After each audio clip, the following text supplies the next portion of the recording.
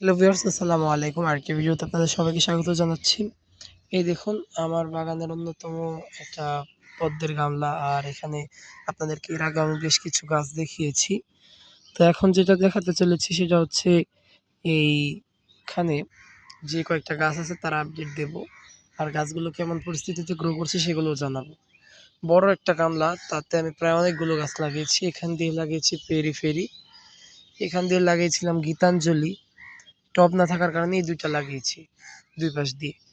তো এই গীতাঞ্জলির গ্রোথ কিন্তু আমি সত্যি বুঝতে পারছি না যে এটা কি বৃদ্ধি পাচ্ছে নাকি অন্য কিছু। এই সাইড দিয়ে এগুলো কিসের? এটা মনে হচ্ছে আমার কাছে যা লাগছে এটা পেরি-ফেরি। কারণ পেরি-ফেরি এখান দিয়ে বেড়ে ফুলও ফুটে গিয়েছে। এই যে দেখুন, ফুল ফুটেনি, মূলত ফুলের কুঁড়ি এসছে। এর আগে কোনো ফুল ফুটেছে কিনা আমার জানা নেই। তো এই হচ্ছে পেরি-ফেরির অবস্থা। এটা পেরি-ফেরি। আর এখানে এটা হচ্ছে বংটুইট। আমি এর নিচে আলাদা একটা টবের মধ্যে বংটুইট লাগিয়েছি। এই যে দেখুন, দেখতে পাচ্ছেন আশা করি। এই ছোট একটা বাটির মধ্যে বংটুইট লাগিয়েছি। এখানে আবার ছোট একটা বাটির মধ্যে লিয়াংলিও লাগিয়েছি। এই যে দেখুন, দেখতে পাচ্ছেন আশা করি। এখানে কিন্তু কুঁড়ি এসেছিল, কিন্তু আমি যতদূর জানি কুঁড়িগুলো ফুটেনি। হয়তোবা অযত্নের কারণে কিংবা অন্য কোনো সমস্যায়। তো আমি এখানে পানিটা পরিষ্কার করব, পাতা-টাতা পরিষ্কার করব, শ্যাওলা পরিষ্কার করব। কিন্তু আজকে না।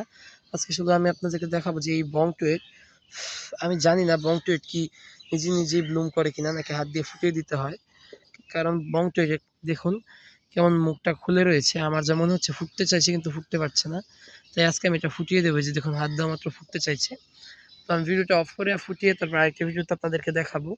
তো আপনারা যদি কেউ জেনে থাকেন যে বংটুইট নিজে থেকে ফুটে নাকি ফুটিয়ে দিতে হয়, অবশ্যই কমেন্ট করে জানাবেন। তো এই ছিল আজকের ভিডিও। ধন্যবাদ সবাইকে। আসসালামু আলাইকুম।